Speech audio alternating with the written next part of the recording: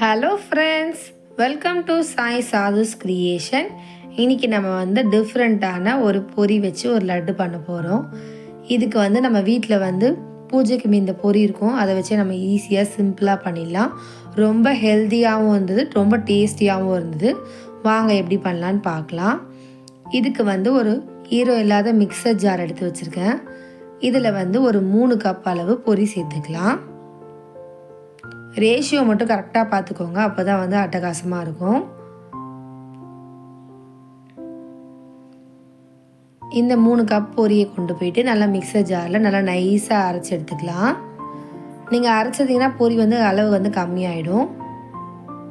இது கூடவே பார்த்தீங்கன்னா அதே கப்பில் 1/2 கப் வேர்க்கடலை வறுத்து தோல் எடுத்து வச்சுருக்கேன், அதை சேர்த்துக்கலாம். அது கூடவே பார்த்தீங்கன்னா 3/4 கப் அளவு தேங்காய் உங்களுக்கு பிடிச்சிருந்தா 3/4 கப் சேர்த்துக்கோங்க, இல்லைன்னா கம்மியாக சேர்த்துக்கலாம். இது கூடவே நல்லா பொடிச்ச வெல்லம் 3/4 கப் சேர்த்துக்கிறேன். நீங்கள் பனை வெல்லம் அதே மாதிரி நாட்டு சர்க்கரை கூட சேர்த்துக்கலாம். இது எல்லாத்தையுமே நல்லா ஒரு மிக்ஸ் பண்ணிக்கலாம். மிக்ஸ் பண்ணால் தான் ஈஸியாக ஜாரில் நல்லா பிளெண்ட் ஆகும். மிக்ஸ் பண்ணிவிட்டு வாசனைக்காக 2 ஏலக்காய் சேர்த்துக்க போகிறோம். இதை நான் 2 பார்ட்டிஷனாக இன்றைக்கி அரைக்க போகிறேன். அப்போ தான் நல்லா மழியும். அதுக்காக பாருங்கள், நல்லா அரைச்சி எடுத்துகிட்டு வந்துட்டோம். இதை ஒரு பவுலில் ட்ரான்ஸ்ஃபர் பண்ணிக்கலாம். எல்லாத்தையும் ஒன்றா சேர்த்து அரைச்சி எடுத்துகிட்டு வந்திருக்கேன் பாருங்கள். பார்க்கும்போதே தெரியும் இதில் எந்த ஒரு தண்ணியுமே சேர்க்கல. அந்த வெல்லத்தோட ஈரப்பதமும் அந்த தேங்காயோட ஈரப்பதமுமே நமக்கு லட்டு பிடிக்கிறதுக்கு கரெக்டாக இருக்கும். இது எல்லாத்தையும் ஓரளவுக்கு நல்லா மிக்ஸ் பண்ணி விட்டுட்டு அழகாக நமக்கு பிடிச்ச சைஸில் அழகாக லட்டு பிடிச்சி எடுத்துடலாம்.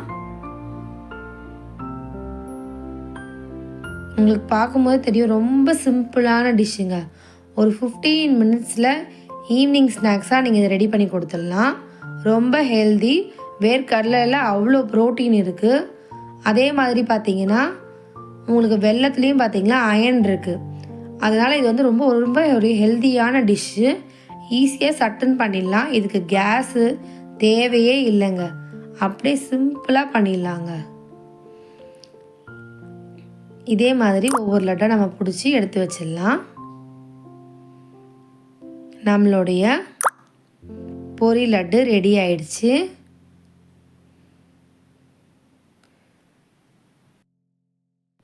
நல்ல சாஃப்டாக ஸ்வீட்டாக இருந்தது.